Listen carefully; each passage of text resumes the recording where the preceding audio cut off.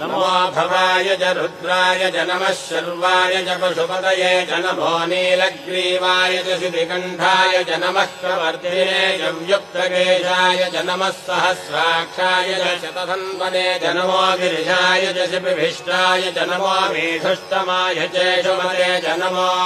ह्रस्वाय च वामनाय च नमो बृहते च वर्षीयते च नमो वृद्धाय च संवृद्धने च नमो अग्र्याय च प्रथमाय च नमो आशवे चाजिराय च नमः शीघ्रियाय च शीभ्याय च नमः ऊन्याय चावस्वन्याय च नमः स्रोतस्याय च दीप्याय च नमो